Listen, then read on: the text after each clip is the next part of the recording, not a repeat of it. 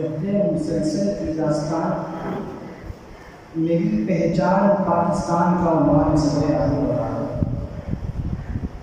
23 مارچ کا وہ دن معلوم ہوتا تھا کہ کوئی اہم فیصلہ قیام پانا تھا۔ جنگی جنون و جوش ایسا لگتا تھا کہ لوگوں کا سمندر امڈ آیا ہے۔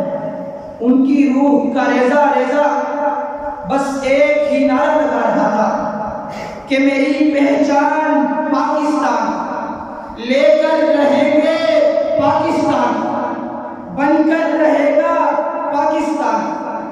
اور پھر دنیا نے دیکھا کہ جوہر مسلسل کی داستان میری پہچان پاکستان سلامتی کا عنوان بن گئی۔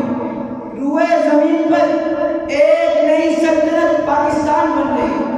27 رمضان کی رات کو امت محمدی کو قرآن کا تحفہ عطا کرنے والے پروردگار نے 27 رمضان کے دن امت مسلمہ کو پاکستان کا تحفہ عطا کر دیا۔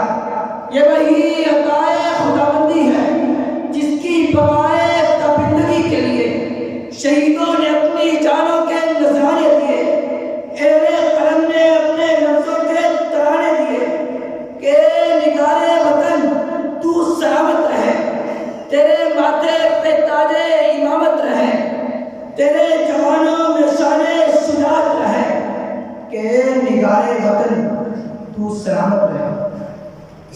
میری پہچان پاکستان کی نہ ہو کہ میرے پاکستان میں قلندر کی دھمال پیار کی اعلیٰ مثال ہے۔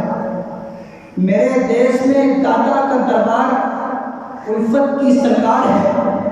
میرے دیش میں ہم آہو کا فسانہ عشق کا خزانہ ہے۔ میرے پاکستان میں مہر علی کی ثنا چاہت کا گہنا ہے۔ میرا دیش تو وہ دیش ہے جہاں میر کی غزل میٹھا درد بن کر دلوں میں سما جائے۔ میرا دیش تو وہ دیش ہے جہاں میر انیس کا کلام حب آل رسول کا وسیلہ بن جائے۔ تو پھر یہی ہماری پہچان بن جائے کہ دشمن پہ طاری یہ ہیبت رہے، ہمیشہ قائم یہ ہماری طاقت رہے، دلوں پہ ہمیشہ حکومت رہے، کہ نگارے وطن تو سلامت رہے۔